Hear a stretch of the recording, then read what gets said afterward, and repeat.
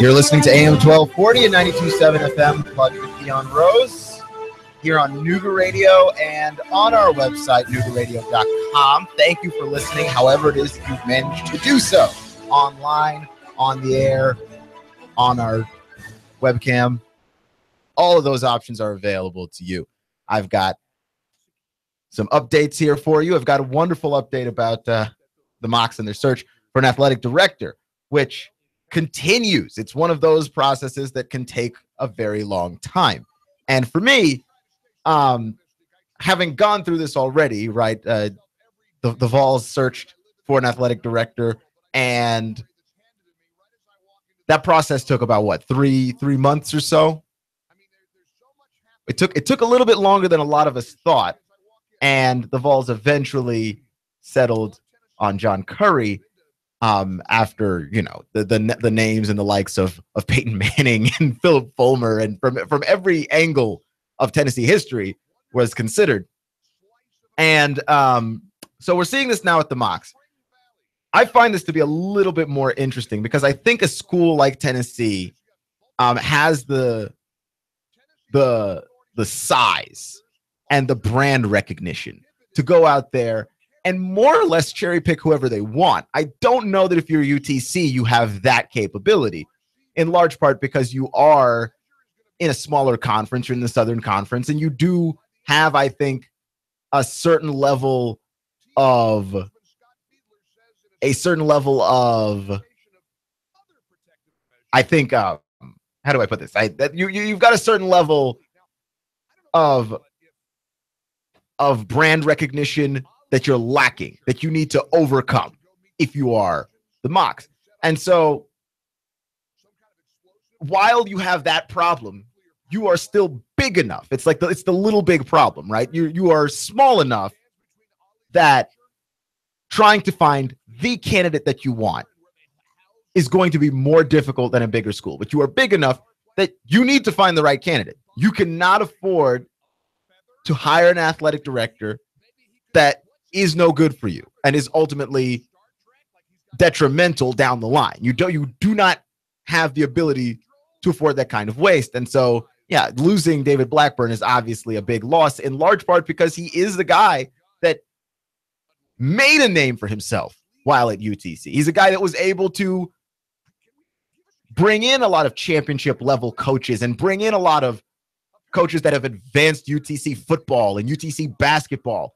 And not that you're starting from scratch, but it does feel a little bit as though you have to be very careful. Like, this is the most important hire that you're going to have to make. So the Mocs have gone out and they have formed a committee and hired an outside firm, right? And Debbie Ingram, the head of UTC Physical Therapy Department, and the university's faculty athletics representative will be the chair of the 12-person search committee to find the school's next athletic director. And now I don't know if this is how it worked out with the Vols, but I don't recall there being this level of scrutiny and this level of, we're going to form a committee and that committee is going to hire a firm and the firm is going to find our candidate. Right? Like that. There are more steps here than I envisioned. There are way more steps here than I envisioned. But it speaks to the importance of the hire. You have to get this right. They posted the description for the job. It's posted by Parker Executive Search. That is the firm doing the search. And this is what it reads. The new athletic director will be in charge of 15 varsity sports and operate a staff of approximately 85 employees with a budget of $16 million annually. Candidates will be required to have a minimum of 5 years of professional work experience with knowledge in managing athletic departments, the ability to build and maintain relationships with a variety of constituents in a diverse community, and the skills to communicate effectively, both written and oral, through a variety of media, among others. The firm asks that the applications be submitted by July 27th. So you too can toss your name into the ring, although I can't imagine that would be particularly useful for either party. I'm leaving my resume at home. But like the idea here, like you look at the numbers that are involved in that description: 15 varsity sports, 85 employees, $16 million of budget. And UTC is not Michigan, which is to say, I've heard stories about how Michigan and Michigan State and a lot of these big universities go over budget, and you just kind of forgive it and sweep it under the rug. When you are in the Southern Conference and you're in Conference USA and some of these smaller conferences, yeah, you don't get to go over budget like that. All of these numbers have meaning if you're going to hire somebody that can work with all of these people and under all of these conditions. I'm hoping that the Mocs make the best choice, but replacing David Blackburn, it's going to be a tall order there. That guy was great with finding coaches. Now, in terms of raising money, from what I have read, in terms of raising money, David Blackburn left a little bit to be desired. But to me, raising money is difficult.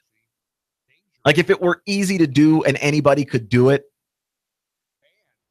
then it wouldn't be a problem. This wouldn't be an issue that would come up, right? It wouldn't be a problem that you would have with a guy. Like, yeah, he's great at hiring coaches, but not so great at raising money. I don't know that you're going to necessarily easily find somebody who's great at raising money. And certainly, when it comes to finding somebody who's great at hiring coaches and raising money, boy, that's a tough one, right? Like, to find that those two traits in one person's body is incredibly difficult. And I look at John Curry, who the Vols hired, a guy who was at Kansas State, and people loved his ability to raise money when he was the athletic director of Kansas State. But then he got into it with a bunch of coaches, and he fired a coach like Frank Martin. He fired really good coaches, right? Like, he's a guy that eventually your coaches have trouble getting along with him, and then he kind of drops the hammer on him. And so when you're looking at a guy who is great with your coaches and great with actually bolstering your athletic department on that angle, and then raising money, which quality is actually more important? The winning. I think a lot of people would say that if you can win, it's easier to raise money. It's not necessarily true the other way around. Raising money does not necessarily mean that it's easier to win if you've got a bad coach. But if you've got a team that's good, that people want to go out and see, that's competing late in the season, games that matter, then guess what? It's a little easier to raise money that way. I don't know. If I had to lean in a certain direction, me personally, my preference would be to lean in the direction of the person who is able to find coaches who can win, get along with those coaches and not fire them and upset them and have them quit on you. That would be the guy that I would hire. That appears to also be in the job description there, be able to get along with a lot of different kinds of people. So UTC has to go about this differently than Tennessee did, just by virtue of their size and the brand loyalty and the brand recognition, and that you should try at least to interview names and faces that people recognize for that team, because that speaks to you trying to say, hey, to your fan base, we see you still, we hear you, and we're trying to do what's best for the school. And I think UTC doesn't have to go about it that particular route. They can go ahead and basically interview whoever they want. They've decided to be as thorough as humanly possible, hiring a firm and the firm announcing a committee. So we'll see how this goes over. Clutch with Keon Rose on AM 1240 and 92.7 FM. In the NBA, the entire league changed over the weekend. It changed over the weekend, and none of us had any say in the matter. We talk about conference realignment all the time in other sports, in college sports specifically, but that means something different, right? You have lots of different conferences in college sports, and then some conferences eventually fade away and die and give rise to new conferences, or make the current conferences that are stronger even stronger by adding more teams to them. That's where we are sort of with the Big 12. The Big 12, which has 10 teams and would like to add 2 more teams so they can be a strong conference again, probably have a team for once show up in the playoff and compete. You're looking at all of those things if you're the Big 12, trying not to be realigned, or when we talk about conference realignment, we'll talk about the SEC and how the West is so much stronger than the East, and how Missouri, who is considered an SEC West team, is not actually in an SEC East team is not actually in the East, and Auburn, who is a West team, is not actually in the West. We talk about trying to fix those things, but we've seen it happen in the NHL, where they have tried to figure it out, because when they had their more straightforward Eastern Conference, Western Conference in the NHL, the Blackhawks are considered the Western Conference. They're Chicago, folks. That's in the East. But in terms of dividing the conferences so that there's an equal amount of teams in either conference, you end up having teams that are closer to the East be considered West because they're the Westmost team. It's gotten a little absurd. In the NBA, we had a different kind of conference realignment. We had the players move. And this matters a lot in the NBA because the players have more weight. You have a good player, you have good players, you have a good team. You don't have good players, you don't necessarily have a good team. And we've seen in sports like baseball and even hockey to a certain extent, and in the NFL, that you don't need good players everywhere. You just need some good players. In the NBA, you need good players at key positions, and one good player can make you a good team, right? Like adding one LeBron took Cleveland from being not a playoff team to the NBA Finals. Immediately, overnight. They weren't a playoff team. They went to the finals. They weren't a playoff team and they went to the finals 3 years in a row. That's how it works in basketball. And now you've got a bunch of players migrating to the Western Conference, right? Where the Warriors are and where we expect the Warriors to completely dominate everybody for the next handful of years. And yet the Western Conference gets stronger. The Western Conference adds Jimmy Butler. Before the draft, or during the draft, the Western Conference adds Paul George. Over the weekend, Paul Millsap leaves Atlanta and heads to Denver. And we are just stockpiling guys in the Western Conference. And it's such a big gap to the point where I'm wondering why aren't guys running away from the West to the East? I mean, sure, if you run away from the Western Conference, what you're essentially doing is running away from the Warriors to LeBron. There's no winning strategy here. But isn't it more likely that you'll get past aging LeBron than you will past Kevin Durant, Steph Curry, Klay Thompson, and Draymond Green all in their prime? Isn't that a more likely situation? Doesn't that make more sense? Because here's who you have to fight off now. If you're in the Western Conference, if you want a shot at a title, you have to fight off the Warriors. You have to fight off the Spurs. The Rockets added Chris Paul, so now you have to fight them. The Timberwolves added Jimmy Butler, who's top 10 player. So you're going to have to fight them. They've got a top 10 player and a top 5 coach. You're going to have to fight them. You have to fight the Thunder. Russell Westbrook gets Paul George as his new running buddy. Who wants to do all of this work?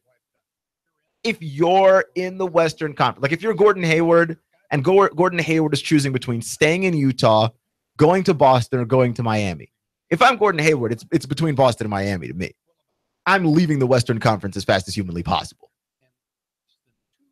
As fast as humanly possible. There's no way on earth I stay out west. Right? And you still got him waffling, not really making a decision yet. How does that work? The Western Conference is so loaded. It's absurd.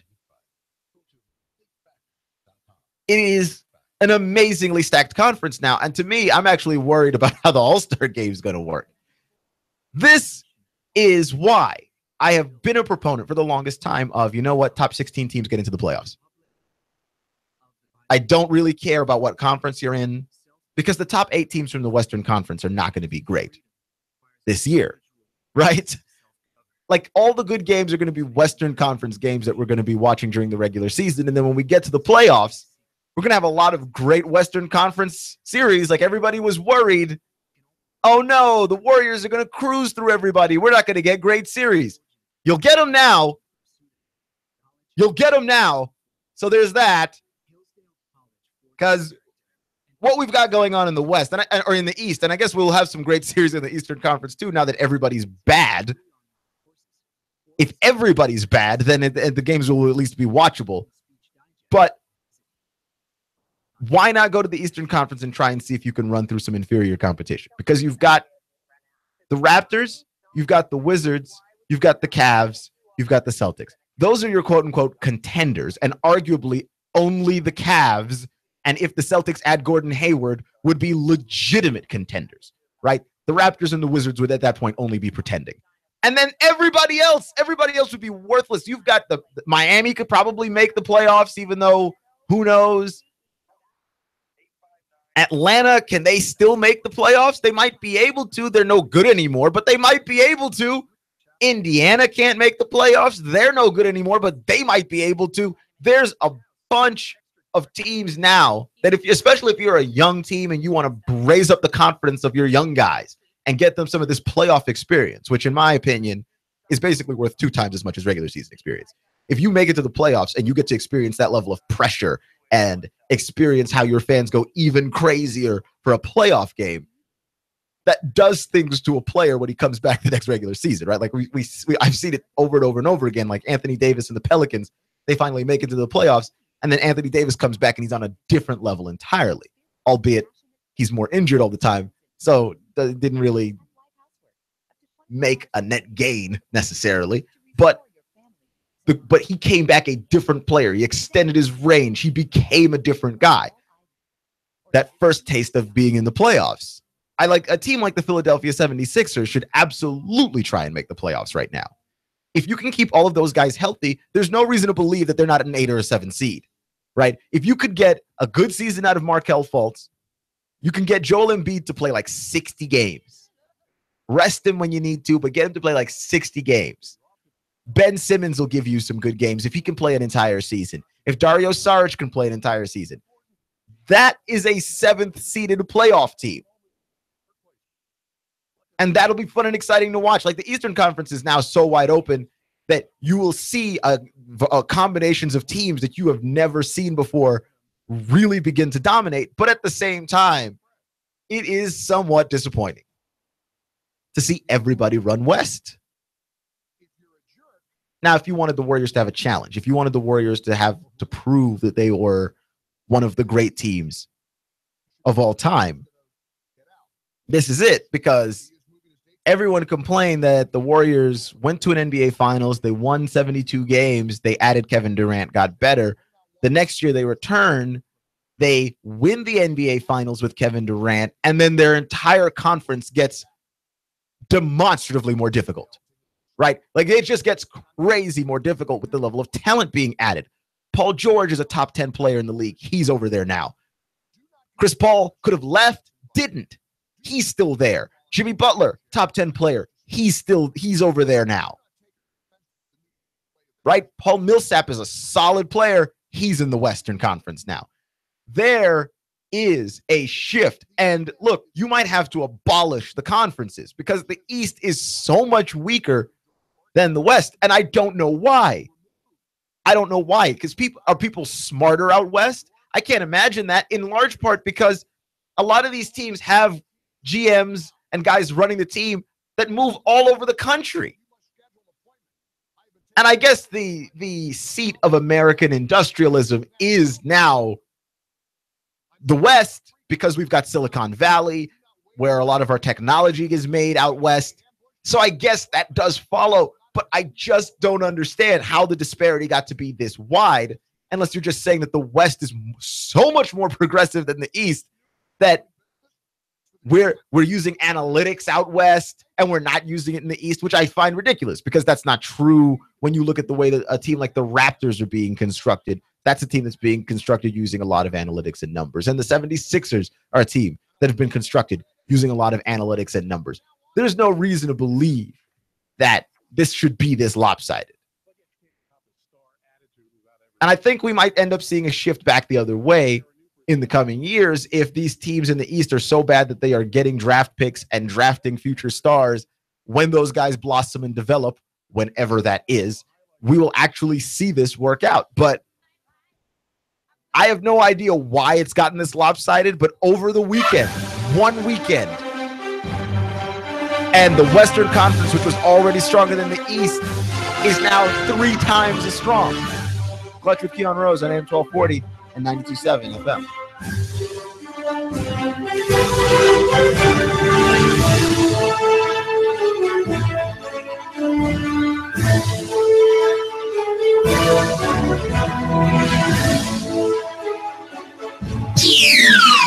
The Tennessee Valley's news, talk, and sports leader. Nooga Radio, AM 1240 and 92.7 FM.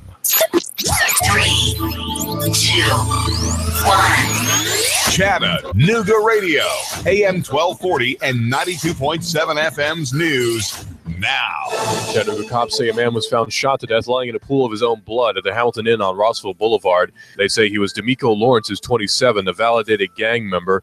The Violent Crimes Bureau is investigating, trying to find the gunman. Eyewitnesses in Murray County say there was a loud explosion before a plane crash that killed 4 passengers in Murray County. The plane came down and debris was spread across a wide area, suggesting it broke up before it hit the ground.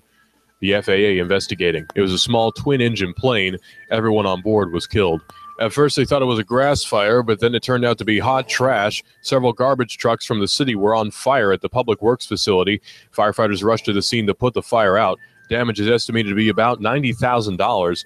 A new garbage truck costs roughly $350,000. Russell Stroud, Nooga Radio News, now. In-depth traffic, news, and information. Mornings on Nooga Radio, AM 1240 and 92.7 FM.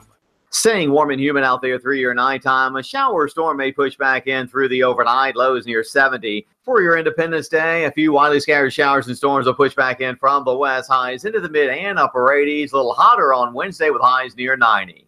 How about grilling something really good for dinner, like the exceptional flavor and nutrition of wild Alaska salmon, halibut, or cod? Find recipes now at wildalaskaseafood.com. And I'm Sourcine 12 Chief Meteorologist Patrick Orr on Nooga Radio AM 1240 and 92.7 FM. Hi, this is Eric Pelton. Taxes, accounting, business advice. I've got a neat brochure, 12 ways to improve your business profits. Come on by for a free consultation and we'll give you a copy.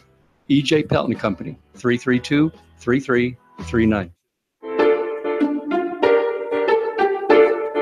The American dream. Home ownership. Are you building equity for your landlord? Why not build that equity for yourself and your family? Rent No More is a no obligation, no cost program. It's designed to teach you the steps necessary and to coach you all along the path to home ownership. Integrity Mortgage Group is owned and operated by local expert Jeff Woody Woodburn. Jeff has been in the mortgage business for over 15 years. Born and raised right here in the Chattanooga area. Jeff is also known as the Lone Ranger. He's helped countless hundreds. Really eager to help you too. So don't wait. Come on, call Danielle right now. You need to reserve your spot for this exciting, informative event. Space is limited, so call now to reserve yours. It's free. 423-517-8004. 423-517-8004. Call 423-517-8004. Hey, Nooga Radio is proud to partner with Integrity Mortgage Group to bring you Rent No More. Reserve your spot for this exciting, informative event. Space is limited, so call now to reserve yours. It's free. 423-517-8004. 423-517-8004. Call 423-517-8004. Stop building equity for your landlord. Live the American dream. Home ownership with Rent No More. We'll see you there. I have the best steak selection in town. Name of the business is Don's Meat Shop, and I'm Donnie Raines. Just ask for Donnie. I make over 20 different types of sausages. Most of them are great for grilling. We have the best selection, best quality. We have the hard-to-find items. Don's Meat Shop. He stole out so much cash, such a huge mountain of cash, that he's become a national star. Rick Davis. You know the story. Cash, cash, cash, and more cash. People can't believe it. They want to see it. And now Rick Davis has a new TV show. National TV, USA and Canada. He's got the gold and silver, diamonds and rings. You get dizzy just thinking about it. Rick's selling. Rick's buying. Cash, cash, cash, and more cash. And now a mountain of cash catching the Hollywood spotlight. You know where it is. Brainerd Road. Rick Davis, Gold and Diamonds. Cash, cash, cash, and national TV cash. That's really big. Everyone wants to see it. Money flying out the door. Rick Davis is America's jeweler. It's better than Hollywood. It's right here. Cash, cash, cash, and more cash. Rick Davis, Gold and Diamonds. Brainerd Road. You love me. You really love me. The Tennessee Valley's news, talk, and sports leader. Nooga Radio, AM 1240 and 92.7 FM. I'm blowing everything up. We're starting over.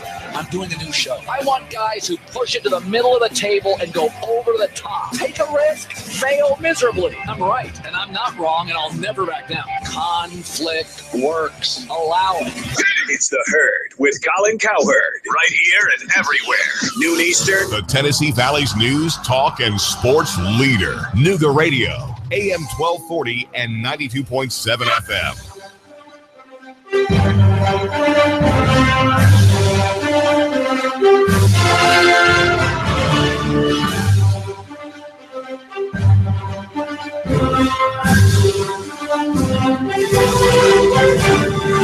You're listening to AM 1240 and 92.7 FM, Clutch with Keon Rose.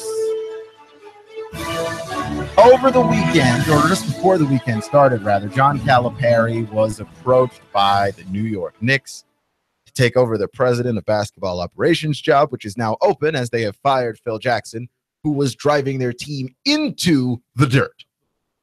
So Phil Jackson's gone, and they have an opening on that team, and they approached John Calipari, of all people, to run the team. And I don't understand the logic behind that. John Calipari, I think, wisely turned down that job, which for selfish reasons, right? I have a whole idea that I think SEC basketball is about to be some of the best basketball in the nation.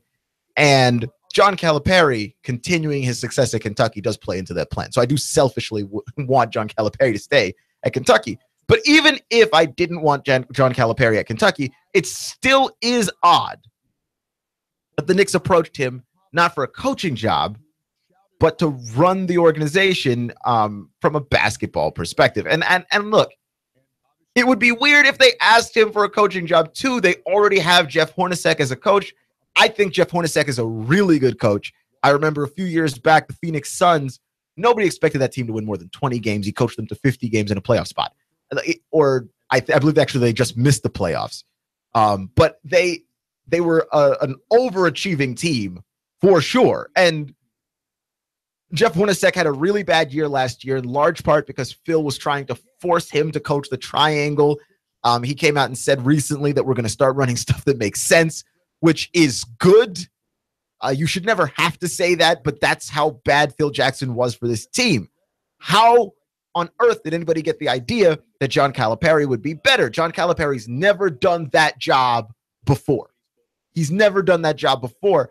And look, there are guys that have not done the job before that you have some kind of an inkling that they might be good at it, right? Like Steve Kerr became a front office executive, I believe actually for the Suns before, and he had never done that before, but he had worked in basketball operations alongside Greg Popovich with the Spurs. So by the time it was his turn to be a front office executive, he acclimated to that pretty well and had an understanding because Greg Popovich makes a lot of basketball decisions for San Antonio. So if you work as his assistant, you end up on both sides of the equation, both the coaching side and the front office side. So he was able to apply that knowledge to running a front office. And then later was asked to be a coach and took what he learned coaching and applied that. You're able to get some kind of idea as to what it is that a person is good at. You're not asking them to do it out of the blue. And you would think that the Knicks would know better because the Knicks just fired a guy they hired out of the blue. Phil Jackson never ran a front office before. Phil Jackson has no idea how this works. They ask him to go in, they toss it to the Wolves and figure it out. And, you know, to Phil's eternal credit, he tried. He tried, and it's not like it was all a loss, right? Like the Cleanthony early draft pick was a pick that I think everybody liked at the time. I don't know how much that's panned out since, but it's not like it was a complete wash. He did make some good decisions, right? He was the only person who believed in Kristaps Porzingis. But this is the duality of Phil. You would get a guy who is the only person who believes in Kristaps Porzingis, drafts him, and then is the only person stupid enough after seeing what we all saw with Porzingis to even think about trading him. You would think that the Knicks would learn a lesson about bringing in a guy who's never held that kind of job before and asking him to do a job he's never done. Rarely does that work out. I suppose every now and then you could bring in the off genius, but are we sure that the off genius is John Calipari? No disrespect to John Calipari, but again, that job is not a job he's done before. It just isn't. Right? So that's like the Knicks side of it. Like, why are you doing this? Well, because you're the Knicks. That's why you're doing this. Like, don't land a big splashy name. This is what the Knicks need to do. This is what the Knicks need to do. The Knicks need to hire a nerd. If we find a guy, the Knicks hire a guy, and we've never heard of him before, right? Just never seen this dude, and he looks like a stereotype of a nerd. He's just got giant glasses and looks like you could probably bully him. That's the guy the Knicks need to hire. Some number-crunching nerd that we've never heard of and or seen before. That's the guy they need to hire. It would be the absolute perfect fit for them. No splashes. Just a guy that comes in and uses like math to figure out how to beat the league. That's where they need to go. No more big names. No more splashes. John Calipari, if the Knicks were to hire him, I don't think that the Knicks would really be hiring him for what he gives you as an executive. They would be trying to hire him for basically the purposes of making a big splash with a guy whose name is big. John Calipari declined, which I think is wise for a number of reasons. Firstly, the Knicks are a dumpster fire. There is no reason on earth to go to the New York Knicks in the attempts of trying to fix that team. That is a team that is half a decade out from being built properly. Half a decade out. Like, they may not even have Kristaps Porzingis by the time they have figured out all the nonsense that team has done, bogging themselves down with bad contracts like the Joakim Noah contract and the Derrick Rose contract, bogging themselves down with that stuff. This is a team that needs to figure out direction. And if you're John Calipari, do you want to be the guy responsible for guiding this ship? This horrible, horrible ship that is in flames. Do you want to be that guy? I don't think that John Calipari wants to be that guy. John Calipari said, quote, "I've got the best job." Now, I don't know that that's the best job, his job, but it's a pretty great job. Yo, coaching Kentucky is a pretty great job, right? He makes more money than any other coach in the SEC. He is perennially considered a guy that can win a title. You've got to give Kentucky an outside chance every year that they exist because of how well he recruits. He gets whatever players he really wants. And, you know, he has made a goal for himself that is different from the goals that everybody else has made for him, right? The goals that you make for a college basketball coach is a guy that goes out there and wins titles. That's the goal every year. John Calipari is in such a good position and in such a good spot. John Calipari has straight up ignored all of us and created for himself another goal, a different goal. His goal is to get as many guys drafted into the NBA as humanly possible, right? So he sets the goal that he wants, and then he achieves it every year, right? You can talk about John Calipari and whether or not he should be winning more titles with the talent that he's got. I think he should, but it doesn't matter because John Calipari every single year accomplishes the one goal that he sets for himself, regardless of whether or not anybody cares, which is that he's going to get the most guys in the NBA draft as humanly possible. Right? Did it again with De'Aaron Fox and Malik Monk. Like every year, there's a Kentucky draft pick that's really high. They're almost all really, really good. John Calipari guys have succeeded in the NBA overwhelmingly. John Wall, Boogie Cousins, Eric Bledsoe, Terrence Ross. Like all of these guys are still in the league and contributing in some way. Few of them get to be all-stars. He's always producing stars. Anthony Davis. Like John Calipari has got the nice job, right? Like when you have that neighbor that's like, oh yeah, no, I work from home. They just kind of do. You don't know exactly what it is that they do, but they must be doing it well because, I mean, they're not broke yet. They still live in a house, so you assume they're paying for it with something. That's John Calipari. John Calipari has set a goal, has created a new job for himself. He works from home. He works from home. He's created a new sector for himself that he can constantly achieve because he set it for himself, right? There is no other college basketball coach that says that their goal is to get as many guys drafted as possible. Nobody. Even the guys that do get a ton of guys drafted, right? Coach K gets a lot of people drafted. Coach K has never said that as his goal. And I think the Duke fans would revolt if he ever did. Yeah, his new goal is just get guys drafted. I don't worry about the rings. Just going to get guys drafted. Like John Calipari is happy at Kentucky because he runs it. That he's basically said winning titles is not the most important thing to me. And Kentucky fans have accepted this. We've just seen them accept it. They're cool with the idea that your head coach is going to get you an incredibly talented team every year. That team is going to perform incredibly well. They're going to be fun to watch, and they're going to ultimately fall short of winning a title.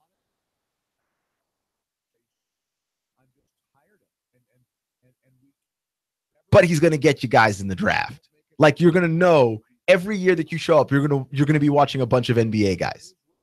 Every single year, you're going to show up. And you're going to watch John Wall, and you're going to watch Anthony Davis, and Boogie Cousins, and Karl Anthony Towns, and Eric Bledsoe. And now we'll be watching De'Aaron Fox and Malik Monk. I mean, he's done an incredible job with that. Why on earth would he ever go to the Knicks? You can't recruit players. Game's different. You're restricted by a cap. A salary cap. You're restricted by, like when you make trades with people, you've got to make the contracts match up. When you sign free agents, you've got to compete against other teams who, by the way, have a better reputation right now than the Knicks do. Why would John Calipari basically leave the best job that he can have? I don't know if it's the best job ever, but certainly any job that allows you to set a goal that you can easily accomplish is some kind of a good job. Right? Like it's a job like I can't get fired because I am doing the one thing that I said I would do, and it ain't winning a title. Yeah, I might win one of those. I might win a couple of those in my time here, right? Because he's won one. And I mean, with the level of talent that passes through his hands, I find it hard to believe that he won't win another one eventually, right? He might win 2 or 3 before it's all over. But, and then you'll be wondering, like, shouldn't he have won more? But yeah, for him, this is not about that.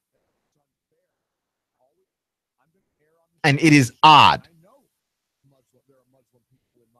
You're listening to Clutch with Keon Rose on AM 1240 and 92.7 FM.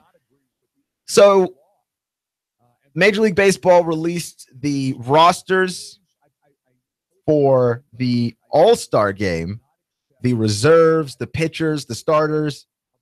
And I have a couple of observations from seeing this because I am insanely intrigued by this All-Star game. For starters, if I look at the American League, let's start with the American League before we move over to the National League and talk about the Braves in all of this for a second. But in the American League, look at the young guys. There's a ton of young guys on the American League team. I mean, Mike Trout is young, even though Mike Trout's looked like he was 30 from the moment he stepped in the league. Mike Trout's young. Aaron Judge, Jose Altuve, Salvador Perez. I mean, you've got some young guys here in the league making the team as the starters, no less. Right? And then, Dallas Keuchel's pitching for the Astros. You've got some guys in the league you got some guys in the league on this All-Star team that they're very young. So I was looking at it and I was like, man, they're younger than the National League team by a lot. The American League team is. But if you look at the National League team, here's something I noticed. You're rooting for the National League team. Are we not just rooting for the Washington Nationals? The Nationals have 5 players in the All-Star game. They got Ryan Zimmerman, Daniel Murphy, Bryce Harper, and then pitching, you've got Max Scherzer and Steven Strasburg. And they deserve it. They all deserve it. And really, I mean, it's a snub. It's technically considered a snub, but I wouldn't say it's a snub. But if you wanted to, the Nats could have also had Gio Gonzalez. I mean, it's kind of crazy. People talk about Bryce Harper almost becoming the next $400 million baseball player. And boy, Bryce Harper, when his contract is up, he's gonna head on over to the Yankees, and they're gonna pay him lots of money. The Nats are loaded, financially speaking. But the Nationals are fine. I don't know if they would pay him that amount of money. I'm saying if the Yankees offered him that amount of money, the Nationals could match it. I mean, can we stop acting like the Yankees are the richest team in baseball? The Yankees have that reputation of buying players, but they were buying players at a time when people didn't really feel comfortable buying players, right? Like the George Steinbrenner era, where he would aggressively go after everybody's players the moment that they were free agents. And he did not care. And it wasn't about chemistry. It was, you're the best guy on the market. I want you, and I'm paying everything for you. The Yankees don't run like that anymore. I don't know if you've noticed, the Yankees haven't tried to buy, quote unquote, anybody in a while. The Yankees revamped their farm system. They're bringing players up. Like Aaron Judge, for as good as we think the Judge is, Aaron Judge is a Yankees prospect. He's not a guy that they just bought, which is unbelievable. Because when you think about how the Yankees were run, especially under the George Steinbrenner years of the 90s, George Steinbrenner was not interested in prospects. Ever. In fact, the Yankees almost gave away Derek Jeter. That is how entirely uninterested in prospects George Steinbrenner was. Derek Jeter was almost not a Yankee simply because he was young. And what do you know? He's the greatest Yankee of his generation. And when you talk about all-time great Yankees in terms of lovability, you've got to put him in the conversation with Babe Ruth and Mickey Mantle. The Yankees almost gave him away because they were interested in signing veterans.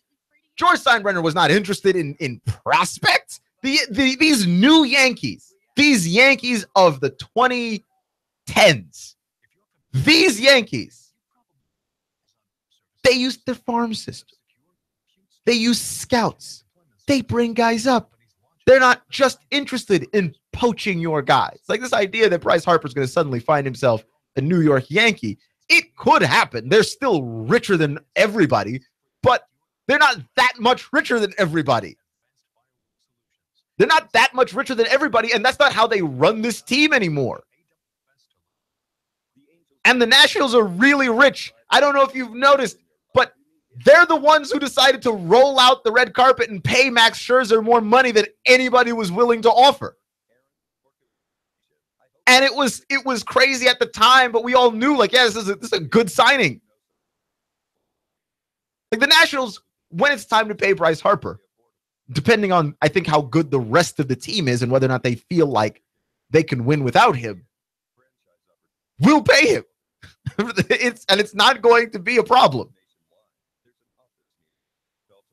it's not going to be a problem. But they have constructed that team very well. My problem with this is you're watching the All-Star game and you're a fan of the Phillies and you're a fan of the Braves and you're a fan of the Mets. How do you feel watching this many Nationals on your TV? I have to know. Are you okay with that? Because I remember, especially I think everybody's had a turn. When the Nationals were really starting to come on, like 5 years ago, and the Phillies were the team to beat in this division. There was a rivalry going on there between the Phillies and the Nationals, of which the Phillies got the better of the Nationals near constantly.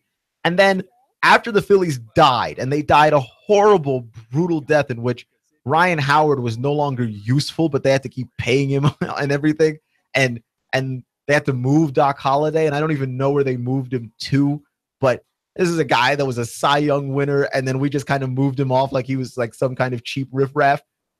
Like the Phillies just exploded in the worst way. And then the Braves had their run of being at the top of the division and constantly fighting the Nationals and constantly basically knocking them either to the wild card or out of playoff contention entirely. And then there was a little bit of fighting with the Mets and the Nationals in the last year or two. And now the Mets are falling apart. The Nationals have outlasted everybody in this division. I am sure that the hatred runs deep. How do you feel if you are a Braves fan specifically, but even a Phillies fan or a Mets fan, sitting down to watch the All-Star game, rooting for the National League, and having to sit down and essentially watch the Nationals? That is what this game is for you. You sit down and you watch the Washington Nationals play baseball, and you have to root for them. Is that something you enjoy? I'm not sure. I'm legitimately asking. Our phone number is 423-800-8949. I know when I watch the NBA, the All-Star game, it's the one time I can sit back and unabashedly root for LeBron. Otherwise, I don't do it. Is that how this works? Clutch with Keon Rose. Next.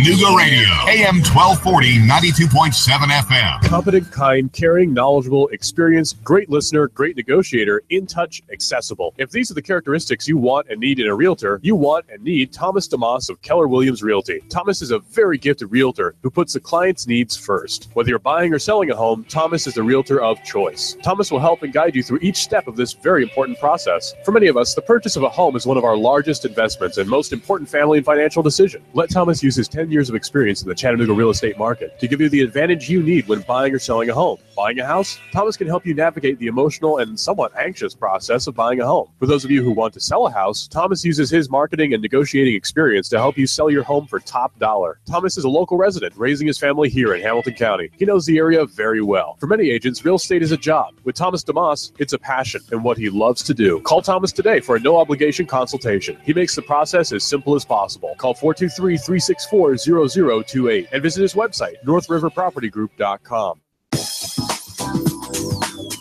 Picture that curl of steam rising from your fresh-made pizza. And in a flash, let it take you aloft, teasing all your senses. I'm talking about Jet's Pizza. If you eat out at Jet's in Hickson or take home your steaming deep dish square pizza, you'll love Jet's. They use only the best ingredients in a family recipe. Also try the cheesy bread, wings, chicken, or bread with bacon, antipasta or Greek salad. Jet's Pizza at Buy Low near the S-Curves. Open till 10 p.m. Sunday through Thursday and 11 p.m. Friday and Saturday. You can order online or have it delivered. jetspizza.com. That's jetspizza.com. Or call them now. They'll have it ready when you get there. 757-1616. That's 757-1616. Jet's Pizza, the best pizza in town. 3600 Hickson Pike. Life is short. Eat better pizza. Let's get Jets. Final expenses, funeral cost, cemetery lots, unpaid medical bills, probate cost, debts. Debts are due and payable upon death of debtor. Will these costs produce a burden and hardship on your loved ones? Who will be responsible? How will they handle them? These costs can total many thousands of dollars, only compounded greater with the grief of losing a family member. A safe and secure way to provide for these costs is with an affordable life insurance from Covenant Group Insurance and Financial Services. Covenant Group is a local company with local agents. Covenant Group still makes house calls. Covenant Group only represents A-rated companies. With many options to offer, Covenant Group can accommodate almost any budget. Great discounts for good health and plans available for impaired risk. Call today for a free, no-obligation consultation in the convenience of your home. Call Steve or Jada at 423-855-8484. Call today, 423-855-8484.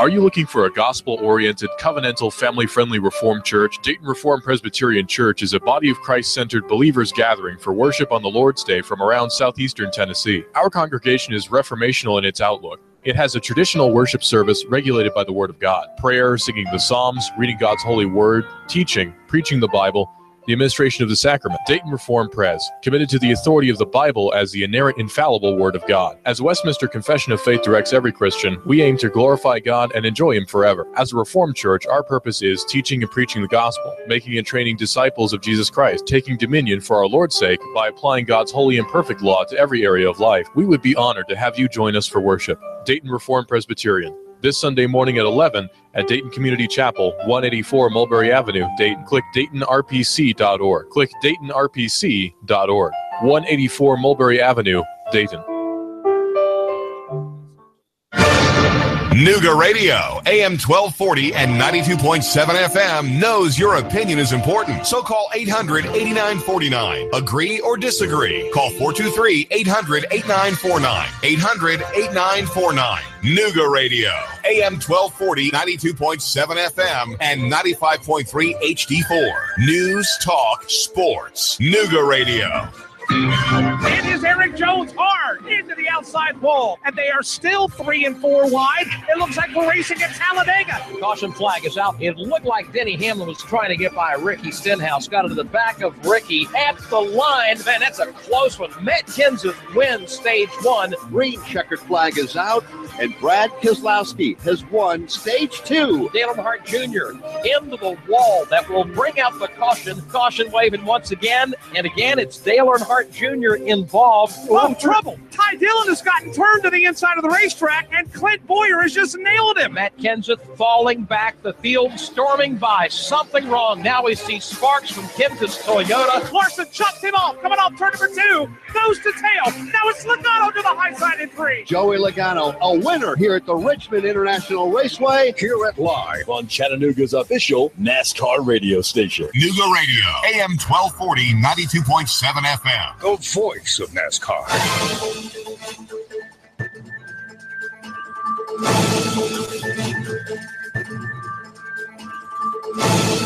WBLZ HD4 Ottawa, W224AZ Chattanooga, WSDT Sunny Daisy Chattanooga.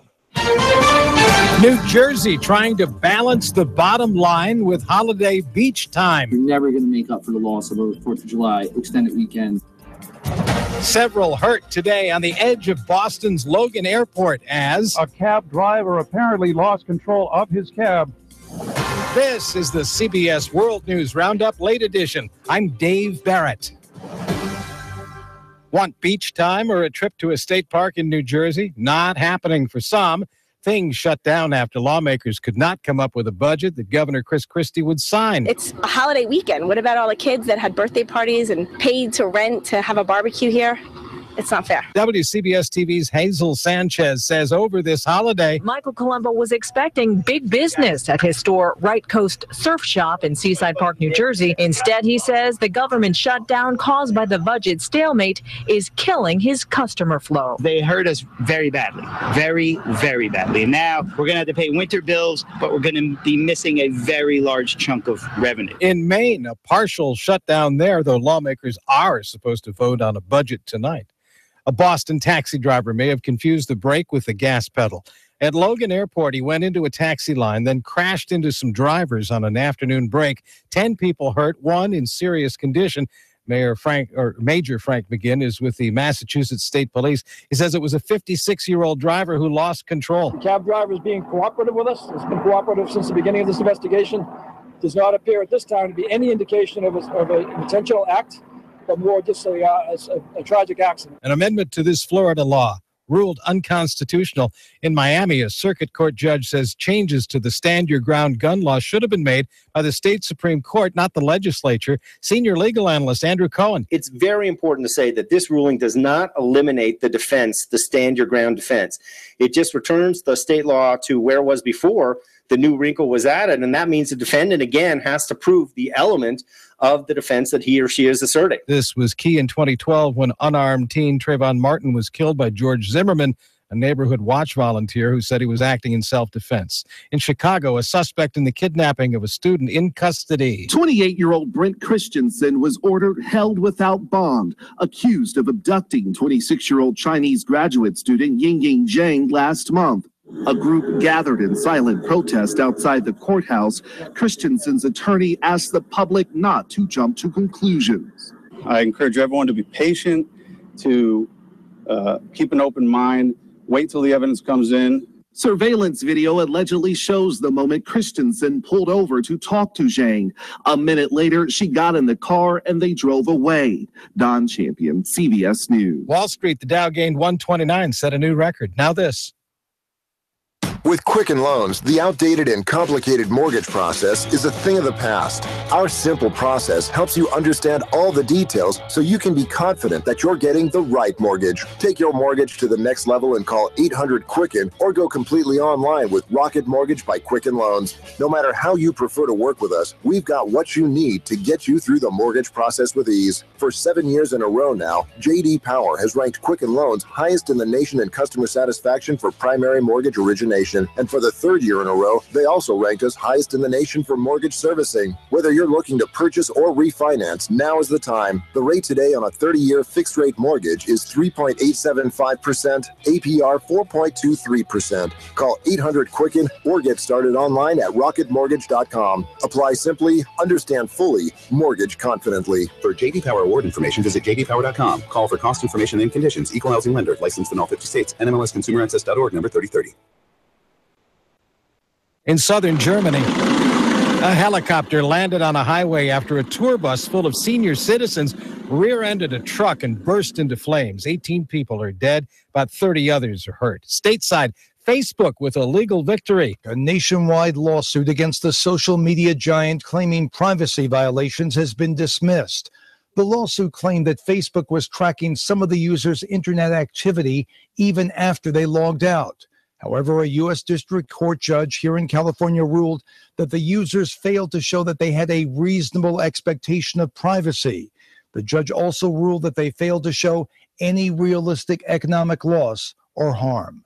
Steve Futterman, CBS News, Los Angeles. Chase Bank customers using their app or going to an ATM may not have been able to check balances. Chase says their systems have been running slowly. You're listening to the CBS World News Roundup.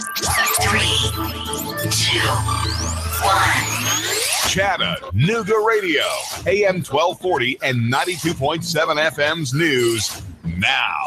Chattanooga cops say a man was found shot to death lying in a pool of his own blood at the Hamilton Inn on Rossville Boulevard. They say he was D'Amico Lawrence, who's 27, a validated gang member.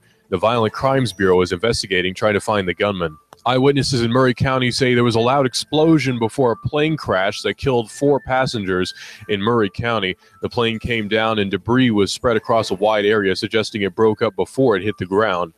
The FAA investigating. It was a small twin-engine plane. Everyone on board was killed.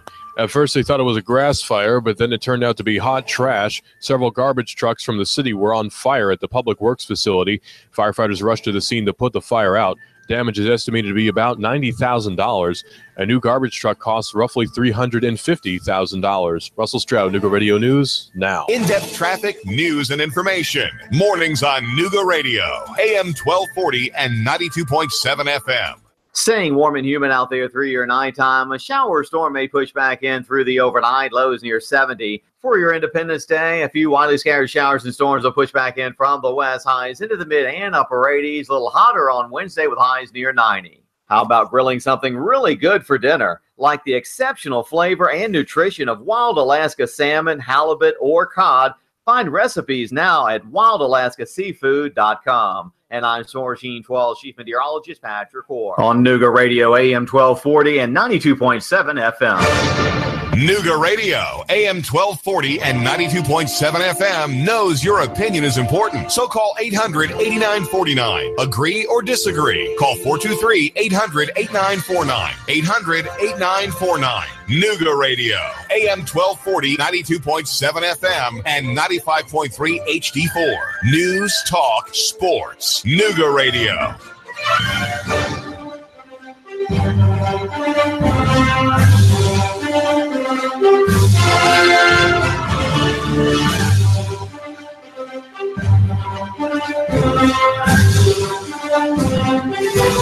Good evening, Chattanooga. You're listening to AM 1240 and 92.7 FM. Clutch with Keon Rose here on Nooga Radio.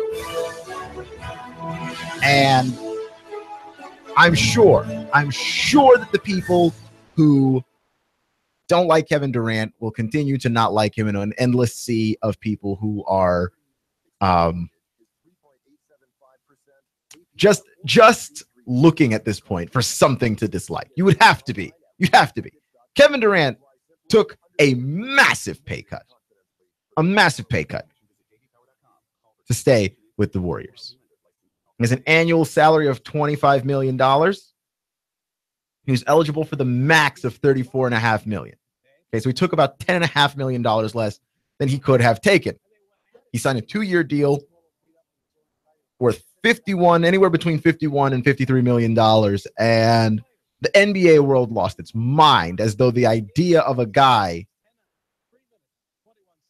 taking less money to win is this crazy idea, even though I will point out that this is what we've said we've wanted from players for years. Ask anybody that likes college sports over pro sports. Ask them why, and they'll tell you it's more about the team, right? Like, that's what college sports feel like. It feels like these guys are more about the unit they're a part of than the individual, which, by the way, is not necessarily true. But I suppose that's neither here nor there. We have that. We have the idea that people have called basketball players greedy. And to be fair, there have been some very good examples of greedy basketball players, right? Well, I remember the 90s. Was it the 90s? It was like the mid-2000s. Latrell Sprewell got into a contract dispute with the New York Knicks, and Latrell Sprewell did not want to give up potential money to try and make things work for the team. And he used the unfortunate wording that he needed to be paid what he deserved on the open market because he needed to feed his family, was the quote. And it's unfortunately worded because, of course, you're a basketball player making millions of dollars. Your family is in no danger of starving, right? And while we all know what he meant by that, like, he meant, look, I want to be paid what I'm worth. The way that he said it, it came off as, wow, really? Really? You're not going to be able to afford to feed your family? I remember at the time there was a local host who started a food drive for Latrell Sprewell's family to make fun of him, and then I think he ended up donating the food to an actual food drive. So I suppose that was nice. But the idea that a guy asks for more money, we hate it when athletes ask for more money, right? We do this double standard thing constantly. A guy wants more money, we say he's greedy and he should just be about the team.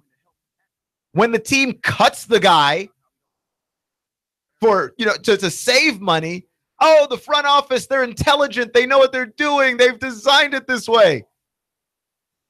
Right? Like, we play this double standard game all the time. And now we are pushing the double standard even further. We are taking it to levels never before seen, because now when a guy takes less money to win for a team, this concept is still somehow insane, because now the guy is somehow a punk or a wuss because he won't go somewhere and compete. He won't go to a team where he can be the alpha dog. Wait, why won't he do that? Right? Like, people are not criticizing Paul George enough for wanting to go play in Los Angeles.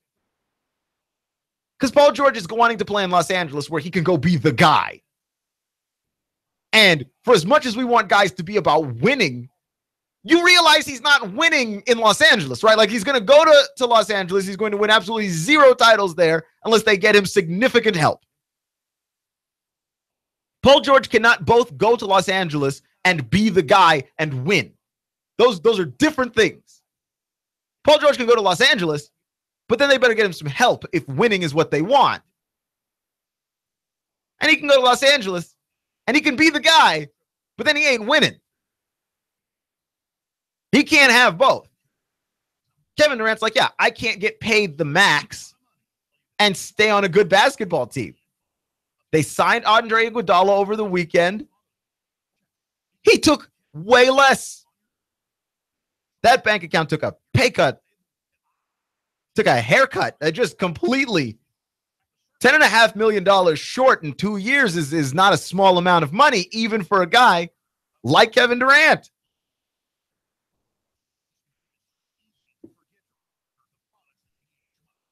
This is what we wanted. This is my issue with people making decisions, right? With fans making decisions on things. That fans think that they know what they want. And I'm here to tell you all the absolute truth. No, we don't. We don't know what we want. We know what we like, right? Like, we know when something's good, we know that we like it, but we don't know what we want. There's a great quote, by the way, from Steve Jobs. That Steve Jobs said, don't ask consumers what they want. They don't know. You tell them what they want.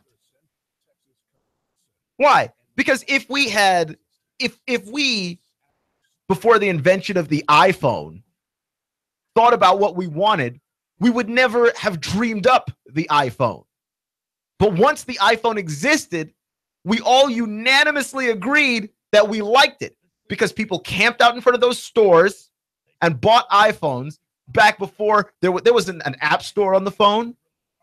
You couldn't download apps. They didn't have a bunch of games.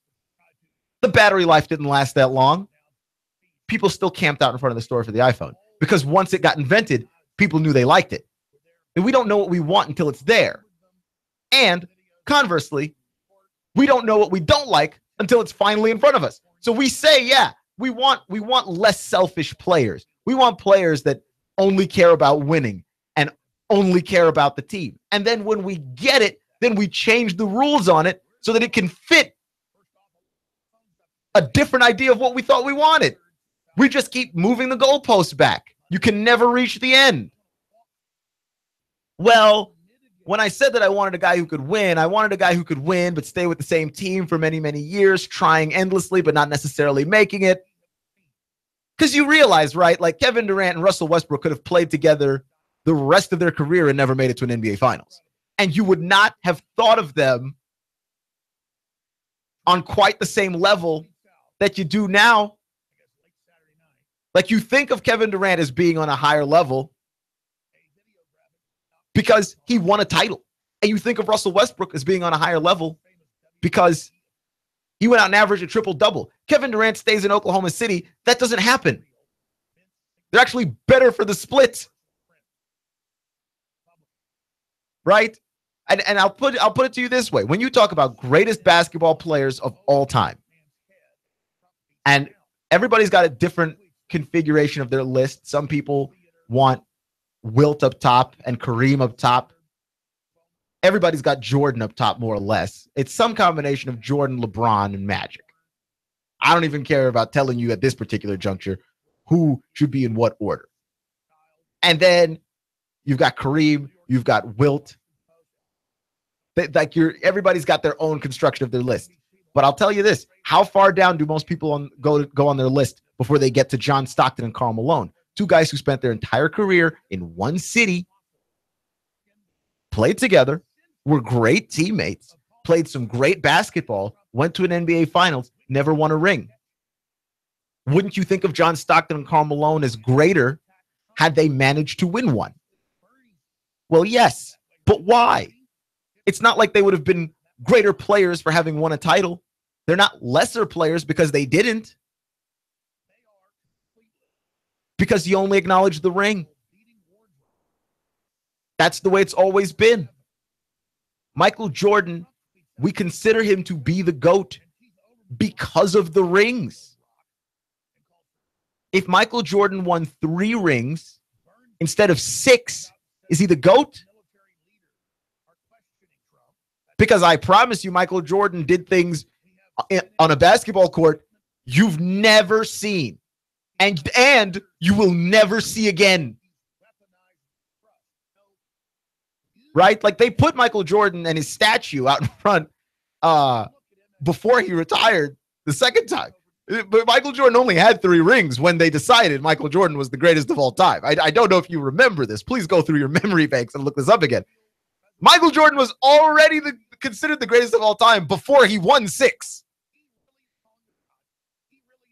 But no, we look at Karl Malone and John Stockton as lesser players because they didn't win a ring.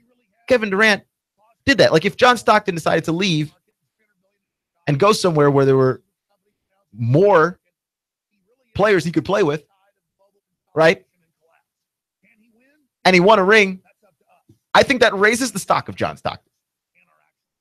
Accurately or inaccurately. This is the end game of what you wanted. This is why the phrase, be careful what you wish for, is a thing.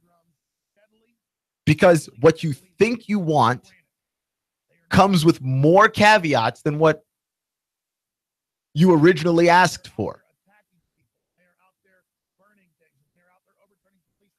You originally asked for unselfish, team-oriented players. And now they exist, and you don't like it.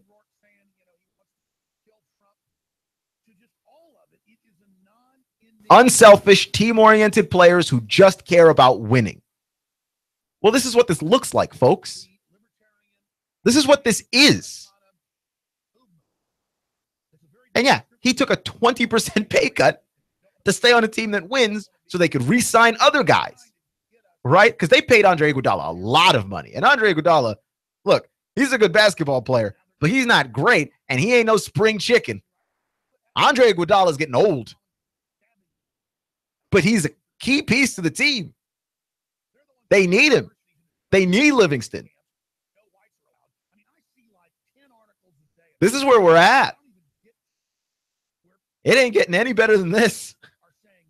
You asked for this, and you got it. Fans don't know what they want. Steve Jobs knew this. That's how the iPhone got invented.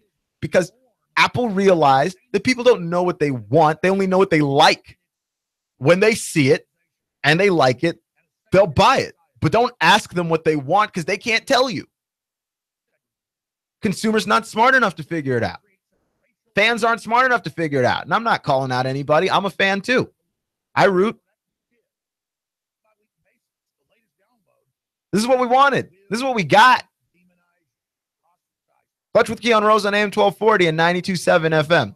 Can we get to the point, though, where we ask if Danny Ainge is actually really good at being a GM? Because we considered Danny Ainge to be really great for a while.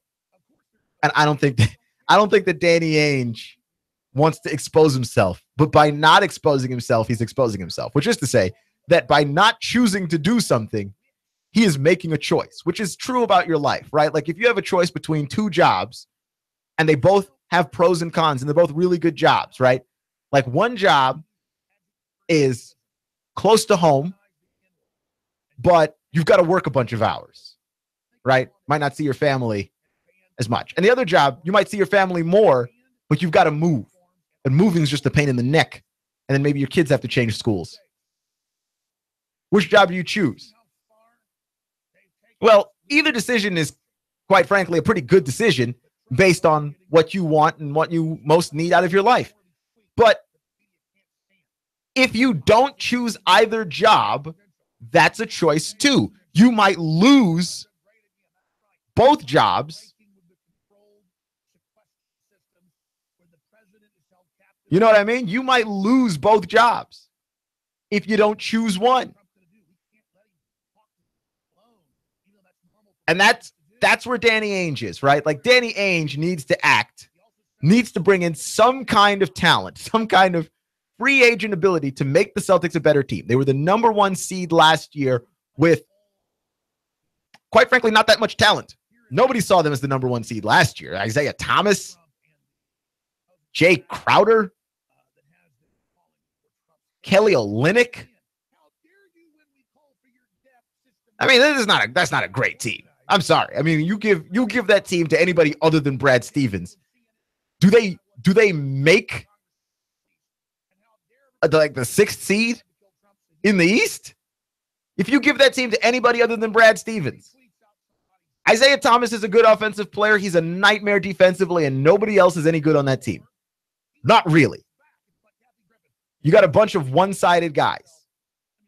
Olynyk, good at offense, bad at defense. Isaiah Thomas, good at offense, bad at defense. Jay Crowder, solid defender, not that great at offense. Al Horford, good on offense, bad on defense. Got a bunch of one-way guys on the Celtics. And out there is Gordon Hayward. He's a two-way player. Brad Stevens, your coach, coached him in college. So my question here is, if Danny Ainge doesn't manage to pull in Gordon Hayward, can we not acknowledge that Danny Ainge might not be that great a GM? A guy failing to make choices of any kind? Because he's got the draft picks. He's got so many draft picks. He's got the draft picks that he could have gone after Paul George. Couldn't get him. He could have gone after Jimmy Butler. Refused to try all that hard. Said that the Bulls were asking too much for Jimmy Butler. And then as it turns out, the Bulls turned around and gave away Jimmy Butler for Chris Dunn and the injured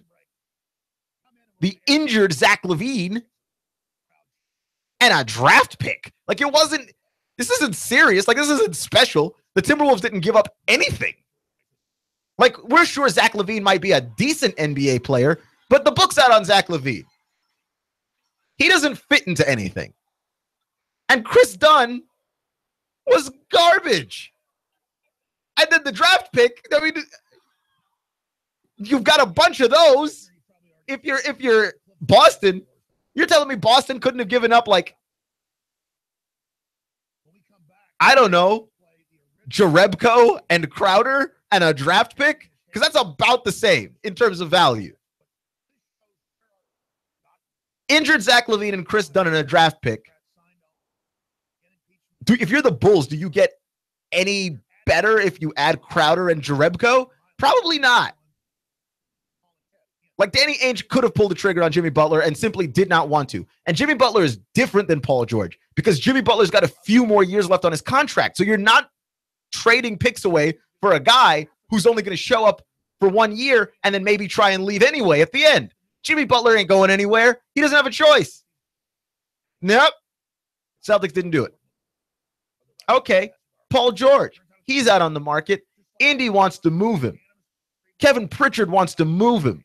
Get something for him before he walks away for free. Right? We all know he wants to walk, so the value for Paul George is low. Danny Ainge won't do it. Next thing you know, Paul George is in Oklahoma City with the Thunder, who gave up what? Victor Oladipo? Don't get me wrong. I like Victor Oladipo. I think he's a decent scorer. I think he's a good defender. I like Victor Oladipo. It's Victor Oladipo. I mean, you give up Victor Oladipo for Paul George 10 times out of 10.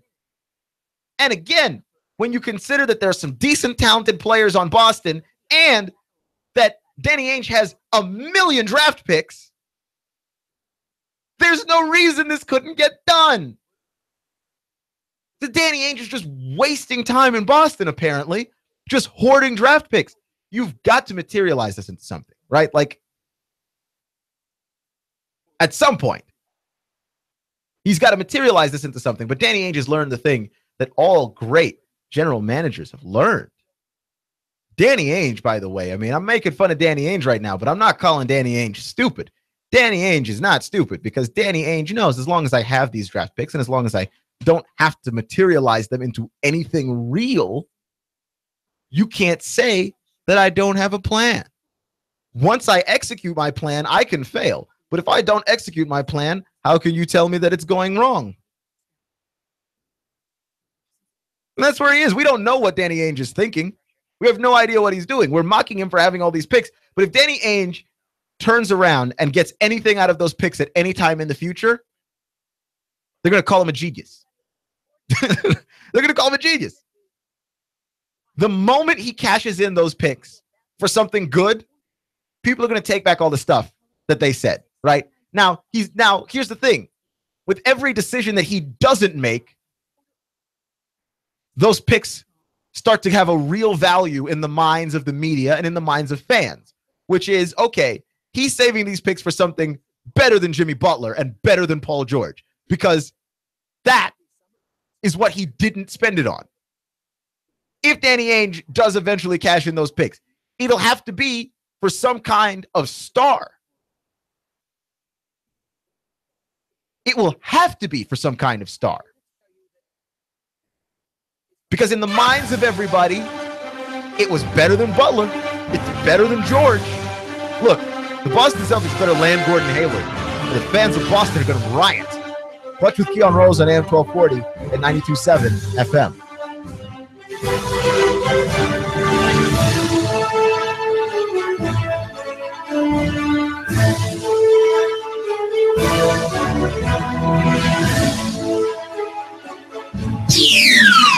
The Tennessee Valley's news, talk, and sports leader. Nooga Radio, AM 1240 and 92.7 FM. 3,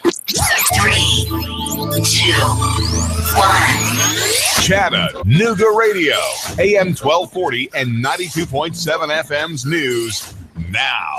Chattanooga cops say a man was found shot to death lying in a pool of his own blood at the Hamilton Inn on Rossville Boulevard. They say he was D'Amico Lawrence, who's 27, a validated gang member. The Violent Crimes Bureau is investigating, trying to find the gunman. Eyewitnesses in Murray County say there was a loud explosion before a plane crash that killed 4 passengers in Murray County. The plane came down and debris was spread across a wide area, suggesting it broke up before it hit the ground.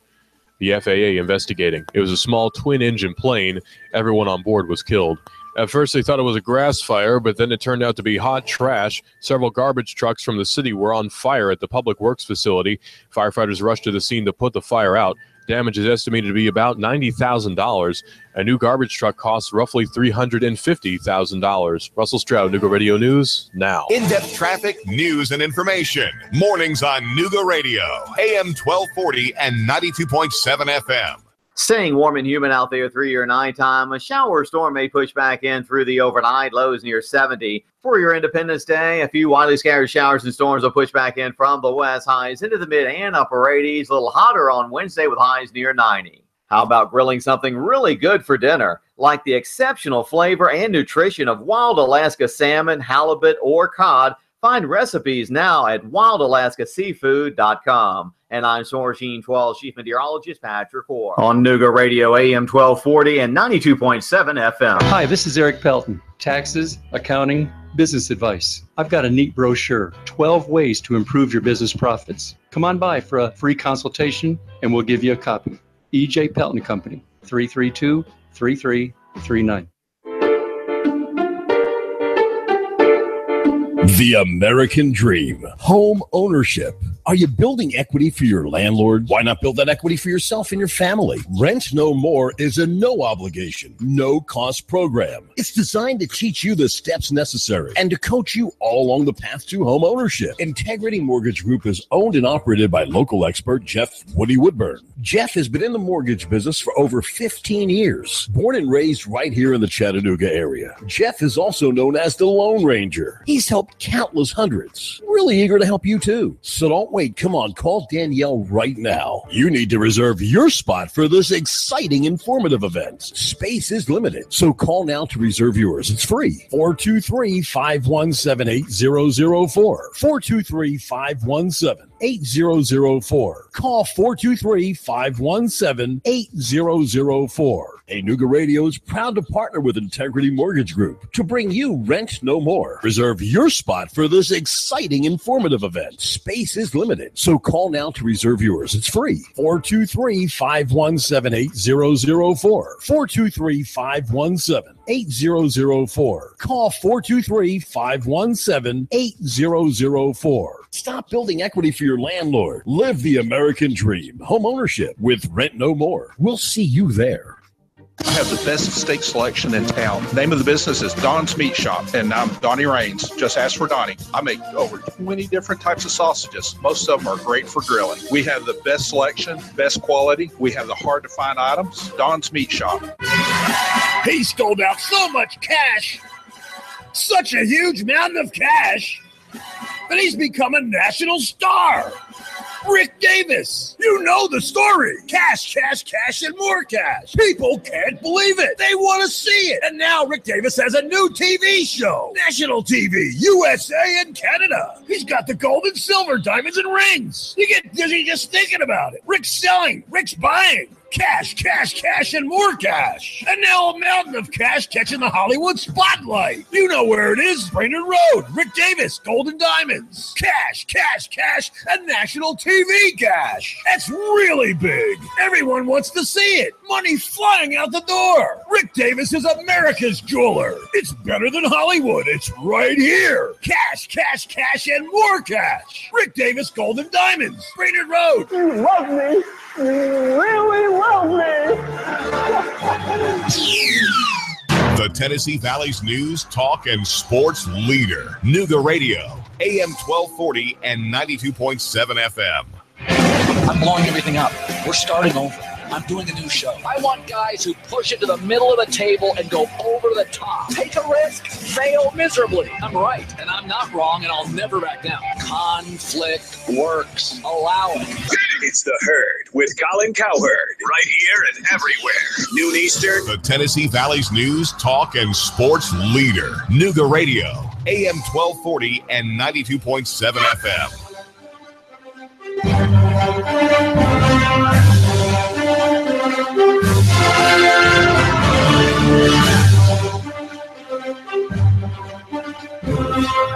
So last week, I was going on and on and on about the boxing on ESPN. Jeff Horn, Manny Pacquiao, free boxing on TV. It was a bad fight. But with Keon Rose on AM 1240 and 92.7 FM. That was a bad fight. I like Pacquiao. I told you, Pacquiao is the reason I watch boxing. Like early in Manny Pacquiao's career, I mean, the guy's electrifying. He's got the fastest hands I've ever seen in my life. I've never seen a guy throw that fast. Like I just haven't. Since, I mean, I've been watching boxing now for I don't know, over 12 years. I've never seen a guy that fast. And so Manny Pacquiao was fighting on ESPN in Brisbane, Australia, against Jeff Horn, who was fighting at home. It was definitely a home fight for him in front of the Australian fans, and he's Australian. And Jeff Horn comes away with the upset. Right? Like, it's a huge upset. Everyone thought, okay, Manny Pacquiao beat up on Jeff Horn and then maybe try and move up and get some other fights. And what we ended up seeing was possibly the end of Manny Pacquiao. And this is different. This is different. This is different than the Manny Pacquiao that lost to Floyd Mayweather. Because the Manny Pacquiao that lost to Floyd Mayweather, the speed was still there. He just couldn't catch Floyd like nobody really can. But the Pacquiao that fought Jeff Horn, that guy looks slow. That guy looks slow. And when that guy looked fast in the 9th round, which was easily the best and most productive round that he had, he gassed. Like, he didn't look good after the 9th ever. Right? And there are people that believe that Manny Pacquiao got robbed, right? And you can look at the numbers, and the numbers will tell you that he did land more clean shots. And I suppose that there's something to that. I'm not going to argue that because I'm not one of those guys that I sit down and I think I know better than boxing judges. I just don't. I don't sit down and rate these things for a living and count punches for a living. I'm not the guy that presumes that I know more, right? The same thing with the Andre Ward and Kovalev fight, right? The first Ward Kovalev fight, people were like, no, it's fixed. Andre Ward should have lost. And I personally agree, right? Like if I as a person watching the fight, I had Kovalev winning majority of the rounds, but Kovalev had a chance to knock out Andre Ward and didn't do it. Had a chance to put that guy down and didn't do it. Had a couple of chances to put that guy down and didn't do it. The reason why Sergey Kovalev lost is Sergey Kovalev. And I will say the same thing about Manny Pacquiao here. The Manny Pacquiao got old. A younger Manny Pacquiao. This is not even close, this fight. Right? Like, Manny Pacquiao was in a position where Jeff Horn even had the opportunity to win because he is a shell of his former self. And to focus in on the fact that, well, it looks like the judges took the fight away from him is to completely overlook the fact that Manny Pacquiao is one of the better boxers that you have ever seen in your life. And he was fighting some guy named Jeff Horn, who's only been in 17 matches, tied one, won the other 16, and the fight was even close. Okay? He was in a fight with a dude we never heard of, and the fight was even close at all. That, to me, is a margin that ought to be worth recognizing, right? Like, the reason Manny Pacquiao lost this fight is because Manny Pacquiao is nowhere near as good as Manny Pacquiao used to be. And you can blame the judges if you want to. You turn back the clock 2 years on Pac-Man. You turn the clock back 2 years on this guy, and this is not even a competition. In fact, Manny probably knocks him out. But he's aging, and the age is catching up to him, and it is becoming visible, and it's becoming obvious, and people who did not have a chance in fights previously now have a chance, right? Because Manny Pacquiao came off of that Floyd Mayweather loss, and I don't know if you recall, he embarrassed Timothy Bradley. Like, it wasn't like, oh, he lost to Mayweather, looks like Manny's lost a step. No, he lost to Mayweather because everyone loses to Mayweather. Then he turned around and embarrassed Timothy Bradley. He didn't look old, but 2 years removed from that fight, and he looks incredibly old. And I am the biggest proponent of this. We act like decline in sports is gradual, and it really isn't. It really isn't. Very, very few athletes get to slowly decline. Most guys just fall off a cliff, right? We saw it with Peyton Manning. Peyton Manning was an MVP candidate up until the moment that he wasn't. And I mean, it all came crashing down, right? Shaq got to play in the NBA longer than most guys of Shaq's production, but Shaq wasn't declining at the end. Shaq declined. Like, it happened all at once. He got to play for a few more teams after his decline because everyone's like, look, he's Shaq. If you can try and make that work, you got to try and make that work. Even the Phoenix Suns, who their entire existence is about running the basketball up and down the floor, decided, hey, he's Shaq. You gotta try it. And it obviously didn't work out, but you just had to try. But Shaq wasn't declining in his latter years. Shaq declined. He declined all at once and then just got to keep playing. Right? That's the reason why the 49ers stepped off at Joe Montana when they did. Because it wasn't like Joe Montana was gradually declining. It was, this guy's about to decline. We just know when a quarterback reaches a certain age, you just can't play at a high level anymore. And in fairness to Joe Montana, who was upset that the 49ers moved on from him, they moved on from him too early. Joe Montana was still solid for the Chiefs for a little while. And then he wasn't. Then it was just hot garbage. And then people couldn't try to unsee Joe Montana playing football in Kansas City fast enough. Right? Like, that was some borderline legacy ruining stuff right there. You couldn't unsee it fast enough. And if Peyton Manning didn't have a great defense behind him in Denver, I mean, we were talking about a similar situation.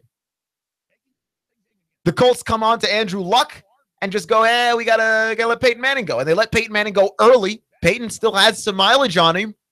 But when it came time for Peyton's body to decline, that thing collapsed all at once. because that's how it works. And it's going to happen to Tom Brady. Listen to me. This is exactly how it's going to happen to Brady. We look at Brady, he's performing at a stupid high level. And we imagine to ourselves that, man, maybe this doesn't end, right? Like maybe Tom Brady just walks away because he doesn't feel like it anymore. Now, one day, Tom Brady's going to wake up and feel old, like really feel old. And then we're going to see it on TV. And it's going to happen all at once. And it might be a season that starts off terribly. It might be the middle of the season. It's going to happen. And Manny Pacquiao, man, his boxing legacy is secure. But there is a point where you do have to know to stop. And if he continues, he's at risk, I think, potentially, of ruining his legacy. Now, I don't think, personally, in my opinion, I don't think guys can ruin their legacy, right? Like Peyton Manning, to me, could not ruin his legacy. If Peyton Manning wanted to go to play for another team after the Broncos were done with him, and there are rumors out there that he wanted to, that he called up the Rams, the Rams of all teams. He called up a bunch of teams around the league, and they were just like, no, you're kind of old. If Peyton Manning could still play and someone still wanted him to play, I think legends should play as long as they want, right? I think legends should just end whenever they feel like it, or at least when the market decides you can't play anymore. I don't think that should ruin your legacy. However, you cannot deny that there is a group of children, there's a group of kids growing up and watching sports and only remember a time when you suck. Like Peyton Manning, there's a small group of kids that are just getting into football that saw the end of Peyton Manning's career. Maybe they saw the end of Brett Favre's career and didn't know when those guys were great. Not just good, great, right? They didn't actually see the Hall of Fame side of those Hall of Fame careers. So in that standpoint, like the next generation of people coming up and watching sports, like they just did not know. They just do not know the truth. And that's how I feel with Manny Pacquiao, is that like he's just at the cusp of it. If Manny stops fighting right now, it's like, okay, you're old. But I don't think Manny stops fighting. I think Manny fights until it looks bad. And then you're going to have people my age on and up turning around to younger people and saying, no. I remember when he was great. I remember. And it could happen to anybody. Right? It's going to happen to Brady. It's going to happen to LeBron. It's going to be fast. Right? Like those guys are great. And that's the reason why their careers are as long as they are. Like LeBron James, 14 years in the league, and his 14th season is his best. That doesn't happen. But it's going to. The production's going to fall off. Brady too. I mean, we see it over and over again. It happened to Manning, and it happened to Marino, and it happened to Montana. Like, how many times do we have to see this story? It happened to Michael Jordan. It happened to Patrick Ewing. It happened to all the greats. It's going to happen. Clutch with Keon Rose on AM 1240 and 92.7 FM here on Nooga Radio and our website, our lovely website, noogaradio.com. And the Mocs continue their search for an athletic director, and they hired an outside firm, and the firm formed a committee.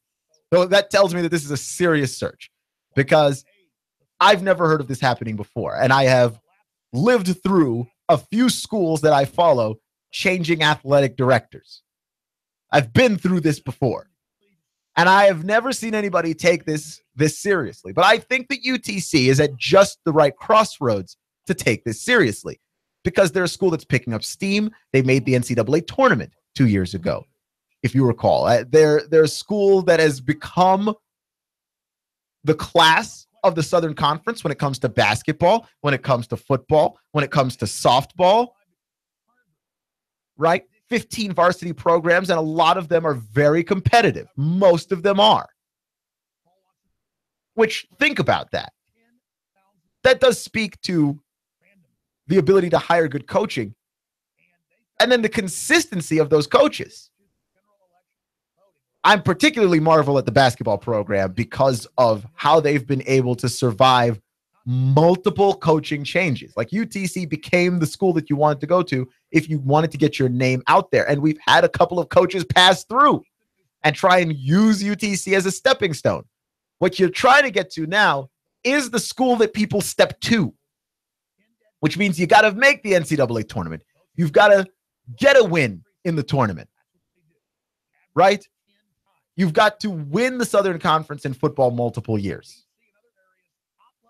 And I think they've done an incredible job, right? And they're trying to follow up David Blackburn, who's done an amazing job hiring coaches for every sport, essentially. Like, he's never wrong. Dude does not miss. And follow him up with somebody who is going to be as effective, if not more effective. And then cover up for David Blackburn's weak spot, which is the ability to raise money for the school and raise money specifically for the athletic department, which that is his weakness. Now, it is a tough spot because I don't know if that's his weakness because he was just bad at it, or if that's his weakness because this is the situation that the school is at, where UTC is big enough at this point that you need money. You need to fundraise money to make things go. That's where they are. But UTC is not big enough that the money just rolls in, right? Without that brand recognition, you see it with the Vols and you see it with Georgia and you see it with Alabama. Without that brand recognition, and more than a handful of really famous boosters, to be honest with you, that raising money is just a difficult task to ask anybody to do. Right? Like, how do you keep the ball rolling on this? Because I don't think anybody wants the UTC dark ages. I remember the UTC dark ages. I moved here to Chattanooga 7-8 years ago. And UTC football, I've been to a few UTC football games more recently. UTC football, you didn't want any part of it when I first moved here, right? Like, I knew people who went to UTC and did not want to go to the games. The team wasn't good. Now it's good. How do you keep it good? Because fans don't like to go backwards, right? Like, it's not just fans, it's everybody in life. When you get yourself a nice car, you don't want to go back. Right? Like, you drive your whole life, you drive a Honda Civic. Then one day, you drive an Audi. You don't want the Civic anymore. One day you drive a Jaguar. You don't want the Civic anymore. People don't like to go backwards in lifestyle. And fans don't like to go backwards in lifestyle either. It was one thing when the team was bad. But now the team's good. Nobody wants to go back to when the team was bad. But it's a volatile decision, like athletic director, that determines where you go from here. Right? And it's not going to be a decision that you know the effects of immediately. It's like steering a ship more than steering a car. Right? You turn the wheel on your car turns. You turn the wheel on a ship, you've got to wait a little bit before the ship turns. And you hire an athletic director, we honestly aren't going to know how good the new athletic director is. And we might have our hopes and we're going to stand here and speculate, but we're not going to know honestly how good a fit that person is for this school until a few years down the line, right? Until they need to make some coaching hires of their own. Because right now we've got some good coaches and we're not going to be changing anybody anytime soon. But when that time comes, when a coach decides to move on or has become unsuccessful and we've stagnated, those decisions are going to be decisions that the new athletic director is going to have to make on down the line. And we won't honestly know how good a decision this was until much later. So I understand, like, it does seem a little bit humorous Like when you read the article in Times Free Press, it does seem a little bit humorous that like they're looking for an athletic director, so they hired a firm to find the athletic director, and the firm formed a committee. And then you're wondering, like, is the committee going to form some other group of people to figure this out? Like how many people does it take to find an athletic director? But I get it, and it puts the necessary weight and importance on this decision, because your athletic director, as far as your sports programs go, that's your CEO. That's the person that runs the entire thing. If your athletic director stinks, you will stink. I've seen it. I've seen it a lot. I grew up watching Big 12 football. See the University of Kansas, right? The football thing, they cannot get right. They can't. It's like, how are you a school that close to Texas, that close to California, that close to very fertile recruiting grounds, and can't find anybody to play on your football team? That doesn't even make sense. Oh, they've got the basketball thing down pat, right? They landed Bill Self, and they've just kept him there forever. Can't get the football thing right at all. That's your athletic director. If your athletic director is constantly hiring football coaches and your football team is always bad, that's your athletic director. If you don't have any kind of budget to work with because your athletic department can't raise any kind of money, that's your athletic director too. You've got a bad one. This isn't going to work, right? One of the reasons why I talk so much about the Knicks and Phil Jackson is because it's alarming to me that a team in a big city like that does not understand the top-down mentality. That if you hire a bad president of basketball operations, your basketball team will be bad. And that's what they've been. This is that, but on a bigger scale, because your athletic director for your university is not just in charge of one sport, even though Kansas is only good at one sport. Basketball. He's not just there for one sport. He's there for 15 varsity sports. You've got 85 people underneath you. And you've got to make sure that each and every single individual is on the same page, working towards the same goal. You hire the wrong person for that job, you're sunk. This is the most important moment in the history of UTC sports. Period. So, while we don't know what an athletic director does, like an offensive lineman, the job is very important. Clutch with Keon Rose on AM 1240 and 92.7 FM. Remember, folks, it's not how you start, it's how you finish. Stay clutch, and I'll see you in 24 hours.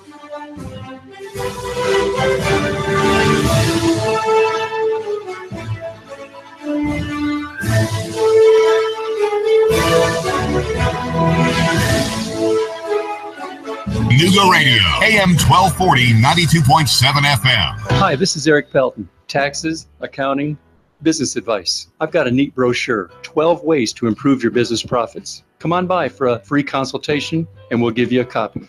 EJ Pelton Company, 332-3339. This is Thomas DeMoss with Keller Williams Realty. I am a realtor in Chattanooga. We list and sell homes, work with buyers, work with home sellers. I have been involved in real estate for over 10 years. My background is as a real estate investor. That is what I bring to the table, is that real estate investor mindset. My job is to help you sell your house for the most money, employing the best marketing strategy and walking you through what can be a rather stressful process. So we are encouraging people who are on the fence or even thought about selling their house to give us a call. There's no obligation. We're just here to kind of have a conversation, let people know what the process is like, what the market is like, what values they can expect to receive. We work with buyers as well. I also have a buyer's agent that works exclusively with my buyers because we want to give our clients as much attention as we can. My cell phone number is 423-364-0028. Our website is northriverpropertygroup.com. That's northriverpropertygroup.com. We'd love for you guys to call us. I've been a customer at SNS 14 years. It's way out of my way, but I'm well treated. I believe what I'm told. Price is reasonable. David Tulis here. Make an SNS appointment today. This week, get $50 off any 30,000-mile service or timing belt repair.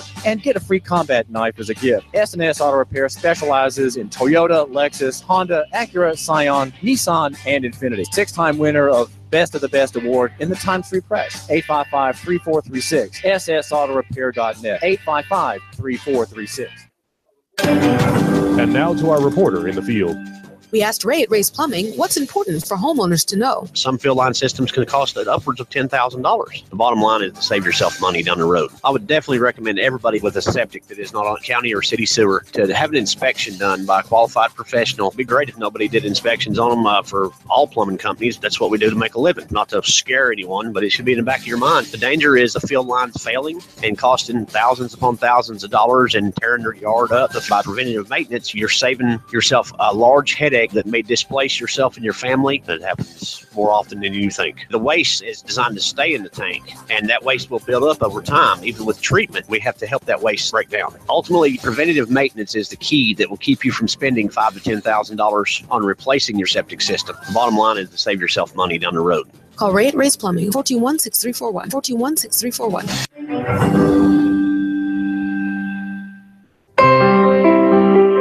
Are you looking for a gospel-oriented, covenantal, family-friendly Reformed church? Dayton Reformed Presbyterian Church is a body of Christ-centered believers gathering for worship on the Lord's Day from around southeastern Tennessee. Our congregation is reformational in its outlook. It has a traditional worship service regulated by the Word of God. Prayer, singing the Psalms, reading God's holy word,